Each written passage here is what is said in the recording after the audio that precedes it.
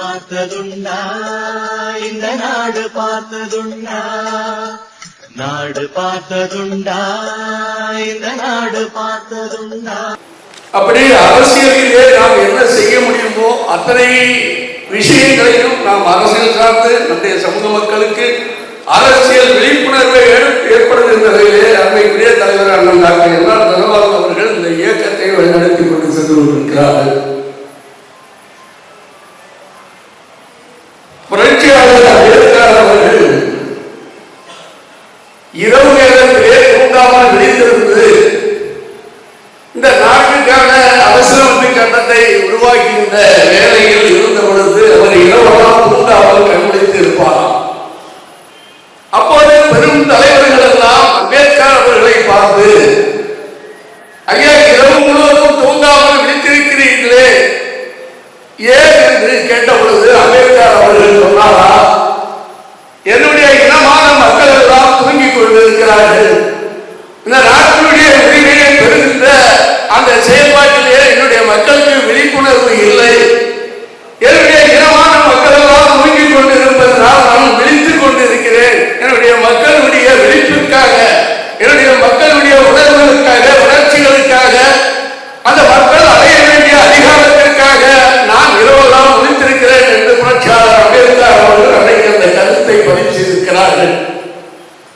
அதைத் தொடர்ந்து இந்த நாடார் சமுதாயம் அரசியலிலே எந்த விதமான விழிப்புணர்வும் இல்லாமல், அரசியல் என்றால் என்ன என்று தெரியாமல், அரசியல் களத்திலே நடமாட முடியாமல், அரசியல் களத்திலே கை நகர்த்த முடியாமல், அரசியல் பயிற்சியே இல்லாமல் இருக்கின்ற இந்த இன மக்களுக்காக ஏறத்தாழ 15 ஆண்டுகளுக்கு மேலாக நம்முடைய பேரவை காலத்தில் இருந்து 30 ஆண்டுகள் தொடர்ந்து இந்த சமுதாய மக்களுக்கு ஒரு விழிப்புணர்வை ஏற்படுத்த வேண்டும் என்பதற்காக அன்னைக்குரிய அண்ணன் டாக்டர் என்ஆர் தனபால் அவர்கள் இரவு பகல் தூங்காமல் வேலை செய்து கொண்டிருக்கிறார்கள். இரவு தூங்கி பார்த்திருக்க முடியாது. நான் இதை பெருமைக்காகவோ உங்களுக்காகவோ சொல்லவில்லை, உண்மையில் நடப்பதை மட்டும்தான் நான் பேசுகிறேன். எனக்கு உண்மையை மட்டும்தான் பேச தெரியும். பொய் கதைகளை இட்டு அவிழ்த்து விடுவதற்கு எனக்கு தெரியாது. நான் எந்த காலத்திலும் பொய்களை சொன்னதும் இல்லை. ஆக 30 ஆண்டு காலம் அவரோடு பயணித்து அவருடைய செயல்பாடுகளை எல்லாம் ஆழமாக அறிந்து கொண்டதனால் இந்த கருத்தை நான் இந்த இடத்திலே பதிவு செய்கிறேன். ஒரு சமூகம் வெற்றி அடைவது அந்த சமூகத்தினுடைய கையிலே இருக்கிறது. அந்த சமூகத்தை வெற்றி அடைவதற்கு தூண்டுகின்ற ஒரு தூண்டுதலாக என்ஆர் தனபால் அவர்கள் தொடர்ந்து செயல்படுகிறாரா என்று கேட்டீர்களானால் தொடர்ந்து அவர் செயல்பட்டுக் கொண்டேதான் இருக்கிறார். அவர் எந்த இடத்திலேயும் ஓய்வு பெறவில்லை. நான் ஓய்வெடுத்தாலும் அவர் ஓய்வெடுக்கவில்லை. நான் கூட ஒரு 4 ஆண்டு காலம் ஓய்வெடுத்திருக்கிறேன். ஆனால் அவர் அந்த 4 ஆண்டு காலத்திலும் கூட அவர் ஓய்வெடுக்கவில்லை. இரவு அவர் தூங்குகின்ற காலங்கள் என்ன என்று பார்த்தால், நாங்கள் பயணித்து வருகின்ற அந்த காரிலே இரவு 12 மணி 1 மணிக்கு மேலாக ஒரு மணி நேரம் 2 மணி நேரம் அந்த வண்டியிலே அப்படியே உட்கார்ந்து தூங்கினால்தான் அதுதான் அவருடைய தூக்கம். அதை தவிர்த்து அவர் தூங்கியதாக பார்க்கவே முடியாது. விடிகாலம் 4 மணிக்கு எழுந்து விடுவார்.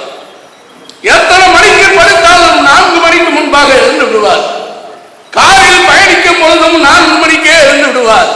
எழுந்து அப்பொழுதே இயக்கங்களுடைய செயல்பாடுகள், செய்திகள், வருகின்ற அறிக்கைகள், காலை விடிவதற்கு முன்பே வருகின்ற பத்திரிகை செய்திகள், நம்முடைய இனமான மக்களுடைய உரிமை எங்கேயாவது பறிபோகிறதா, நம்முடைய மக்களுக்கு எங்கேயும் பாதிப்பு நடக்கிறதா, நம்முடைய மக்கள் எங்கேயாவது யாராவது விரட்டி அடிக்கிறார்களா என்பதையெல்லாம் கண்கூடாக கண்காணித்து பார்க்கின்ற செயல்பாட்டாளர்.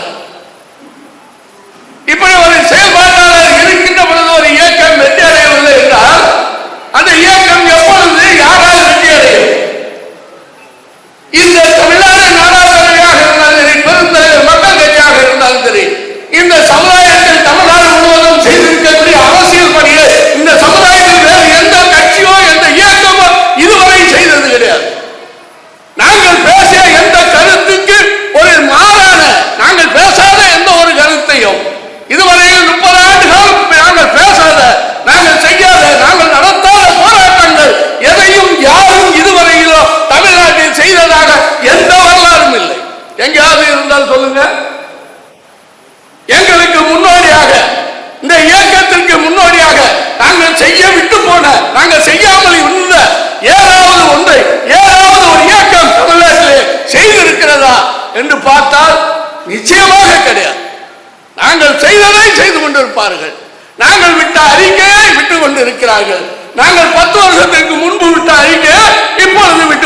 கொண்டிருக்கிறார்கள். நாங்கள் போன ஆண்டு போட்ட தீர்மானத்தை அவர்கள் இந்த ஆண்டு தீர்மானம் போட்டுக் கொண்டிருக்கிறார்கள். புதுமையாக இந்த இயக்கம் செய்யாத இதையாவது ஒன்றை யாராவது செய்திருக்கிறார்களா என்று சொன்னால் இல்லை. தமிழ்நாட்டிலே 30 ஆண்டு காலம் அது படை தொழிலாளியாக இருந்தாலும் சரி, அது சாதாரண சமூக மக்களாக இருந்தாலும் சரி, கொலைகாரர்களால் கொலை செய்யப்பட்ட அந்த சமூக மக்களாக இருந்தாலும் சரி, வணிக சமுதாயமாக வணிக மக்களாக இருந்தாலும் சரி, இந்த வணிகர்களுக்கு இந்த எல்லா தனவாலும் செய்யாத எந்த ஒரு விஷயத்தை, எந்த ஒரு சாதனையை, எந்த ஒரு சங்கம் இதுவரை செய்திருக்கிறது என்று யாராவது கோரிக்கை காட்ட முடியுமா? முடியாது.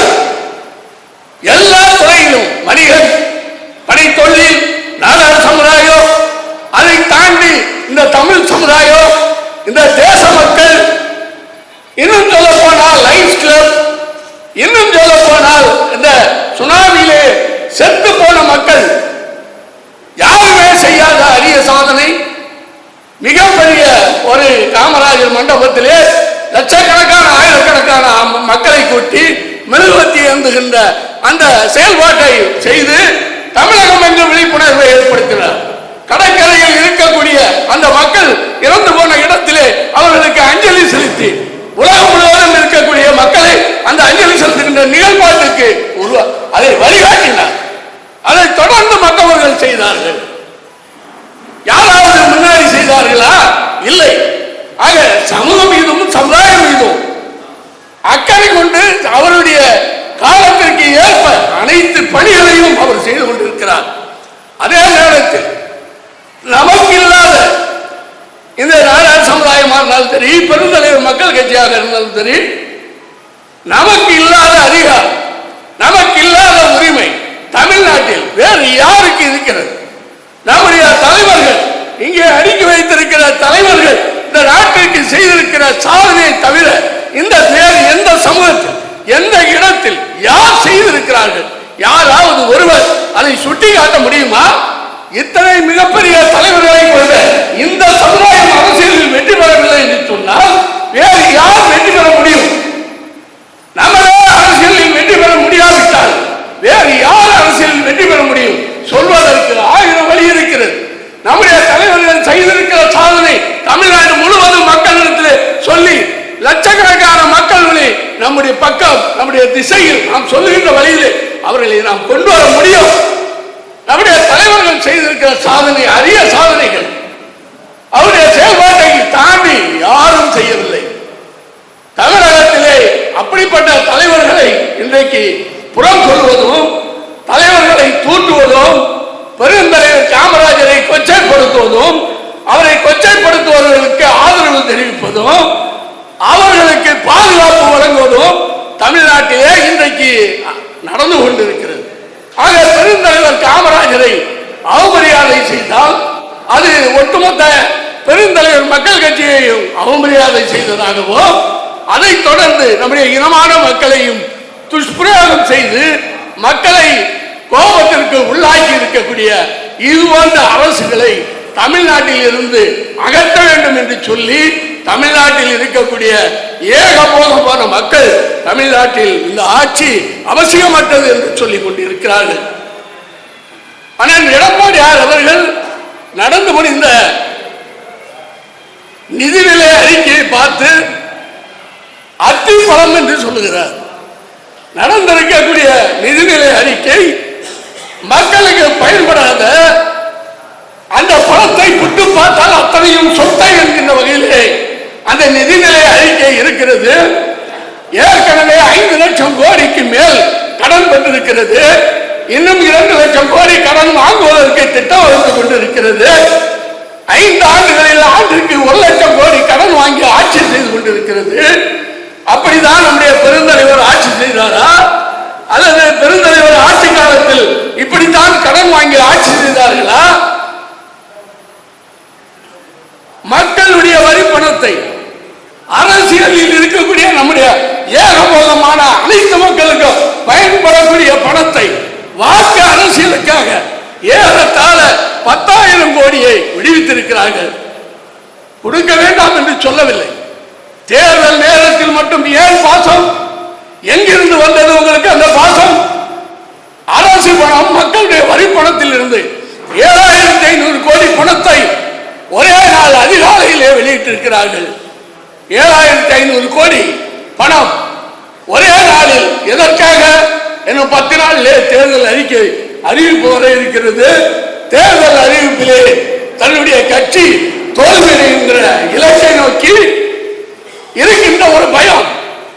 எல்லா இடத்திலும் சர்வையில் இந்த ஆட்சி தோல்வியடையும், இந்த கட்சி தோல்வியடையும், இந்த கட்சியை மக்கள் வீட்டிற்கு அனுப்புவார்கள் என்கிற பயம் ஏற்பட்டதினால் அதிகாலையிலே 7000 கோடிக்கு மேற்பட்ட பணத்தை, மக்களுடைய வரி பணத்தை தேர்தல் பணமாக, தேர்தலுக்கு கைவிட்டு கொடுக்கின்ற பணம் போன்று அந்த பணத்தை மக்களுக்கு செலுத்தியிருக்கிறார்கள். ஏழை மக்களுக்கு கொடுக்கின்ற பணத்தை நாங்கள் வேண்டாம் என்று சொல்லவில்லை. கொடுக்கின்ற காலம் எந்த காலத்தில் கொடுக்கிறீர்கள்? நடந்த 5 ஆண்டுகளில் கொடுக்காத பணம் இன்றைக்கு கொடுக்க வேண்டிய அவசியம் எங்கிருந்து வந்தது? தேர்தல் தோல்வி. வருகின்ற தேர்தலில் நிச்சயமாக தோல்வியடைவோம் என்கின்ற எண்ணத்தில் தான் பல கோடி ரூபாய் பணங்களை அள்ளி வீசி கொண்டிருக்கிறார்கள். அதுவும் ஆண்டிற்கு 1 லட்சம் கோடி கடனை வாங்கி இந்த மக்களுக்கு விநியோகம் செய்து கொண்டிருக்கிறார்கள். கடந்த பொங்கல் அன்றைக்கு மட்டும் மதுபான கடையில் விற்பனையான மதுவினுடைய விற்பனை தொகை 580 கோடி. 580 கோடி பொங்கல் அன்றைக்கு மட்டும் மது விற்பனை செய்யப்பட்டிருக்கிறது. நீங்கள் பணத்தை ஒரு பக்கம் மக்களுக்கு கொடுப்பதும், மறுபக்கம் டாஸ்மாக் மூலமாக அந்த பணத்தை கொள்ளையடிப்பதும் தமிழ்நாட்டில் மிகப்பெரிய கொள்ளையாக நடந்து கொண்டிருக்கிறது. இதையெல்லாம் மக்களிடத்திலே கொண்டு சேர்க்கின்ற இடத்தில் தான் நாம் இருக்கிறோம். தொடர்ந்து இவைகளை எல்லாம் தமிழ்நாடு எங்கும் நாம் விதைக்க வேண்டும், கொண்டு செல்ல வேண்டும் என்று கேட்டு நம்முடைய இயக்கம் 2019 நாம் அதிமுகவுடைய கூட்டணிக்கு வந்துவிட்டோம். 2019 இருந்து தொடர்ந்து இன்று வரைக்கும் அதிமுக கூட்டணியில் தான் நம்முடைய இயக்கம் இருந்து கொண்டு இருக்கிறது. அதில் மாற்று கருத்து இல்லை. ஆனால் அதிமுக கூட்டணியில் நம்முடைய தலைவருக்கு இன்னும் வாய்ப்புகள் கொடுக்க வேண்டும். நம்முடைய அரசியல் கட்சி தமிழ்நாட்டிலே அரசியல் களத்திலே நிற்க வேண்டும். ஏகபோகமாக நம்முடைய மக்கள் விரும்புகிறார்கள். பெருந்தலைவர் மக்கள் கட்சியுடைய வேட்பாளர்கள் தமிழகத்திலே களத்தில் நிற்க வேண்டும். அப்படி நின்றால்தான் நம்முடைய அரசியல் வளர்ச்சியை நாம் கொண்டு செல்ல முடியும். இன்றைக்கு விஜய் கட்சி ஆரம்பித்த பிறகு பல்வேறு நெருக்கடிகள் எல்லா கட்சிகளிலும் ஒவ்வொரு கட்சியும் கொடுத்து கொண்டிருக்கிறார்கள். மிகவும் உறவோடு இருந்த காங்கிரஸ் கூட நாங்கள் குறிப்பிட்ட எங்களுக்கு ஆட்சியில் பங்கு, அதிகாரத்தில் பங்கு, உள்ளாட்சியில் பங்கு, எங்களுக்கு வாரியத்தில் பங்கு, இது போன்ற பங்குகள் கொடுக்கவில்லை என்றால் மறுபரிசீலனை செய்வோம் என்று சொல்லி அவர்களும் கூக்குரல் கொடுத்து கொண்டிருக்கிறார்கள். கம்யூனிஸ்ட் பேரியக்கம் யாரால் வளர்ந்து கொண்டிருக்கிறது? யாரால்? கடந்த தேர்தலில் திமுகவிடம் பணம் வாங்கி கட்சி நடத்திய அந்த கம்யூனிஸ்ட் கட்சி கூட எங்களுக்கு இரட்டை இலக்கிலே எங்களுக்கு சீட் வேண்டும், இல்லை என்றால் நாங்கள் மறுபரிசீலனை செய்வோம் என்று பேசிக் கொண்டிருக்கிறார்கள். இந்திய குடியரசு கட்சியினுடைய தலைவர் அவர் பேசுகிறார், நீங்கள் எங்களுக்கு என்டிஏ கூட்டணியில் 10 சீட் தரவில்லை என்று சொன்னால் நாங்கள் ஒட்டுமொத்தமாக தமிழ்நாட்டிலே இருக்கக்கூடிய அனைத்து எங்களுடைய தலித்தின மக்கள், கிருஷ்ணசாமி மற்றும் நம்முடைய திருமாவளவன் போன்ற முக்கிய தலைவர்களை எல்லாம் நாங்கள் ஒருங்கிணைத்து நாங்கள் யார் என்கிற சக்தியை காட்டுவோம் என்று சொல்லிக் கொண்டிருக்கிறார்கள். இப்படிப்பட்ட நிலை தமிழ்நாட்டு அரசியலிலே இருக்கின்ற நேரத்திலே நாமும் யாருக்கும் குறைந்தவர்கள் அல்ல, நம்மிடத்திலும் எல்லா களமும் இருக்கிறது. கடந்த தேர்தலிலே விஜயகாந்த் கட்சி நின்ற பொழுது 1% வாக்கு கூட பிரேமலதா வாங்கவில்லை. 0.43% வாக்கு தான் கடந்த தேர்தலிலே விஜயகாந்த் கட்சி பெற்றிருக்கிறது. ஆகவே பெருந்தலைவர் மக்கள் கட்சியுடைய வாக்கு எந்த பக்கம் திரும்பினாலும் 10% வாக்கு என்பது உறுதியாக இருக்கிறது. எல்லா தொகுதியிலும் நமக்கு 5000-10,000 வாக்குகள் நம்மிடத்திலே இருக்கிறது. கடந்த முறை எடப்பாடியார் ஆட்சி அமைப்பதற்கு இடையூறாக இருந்தது 6% வாக்கு தான். 6% வாக்கு வித்தியாசத்தில் தான் எடப்பாடியாருடைய ஆட்சி அமைக்க முடியாமல் போனது. அந்த 6% வாக்கை பெருந்தலைவர் மக்கள் கட்சி உண்மையாக உணர்வோடு பணபலத்தோடு தமிழ்நாடு தமிழ்நாடு முழுவதும் சுற்றி வந்தால் அந்த 6% வாக்கையும் பெருந்தலைவர் மக்கள் கட்சி பெற்றுக் கொடுக்கும்.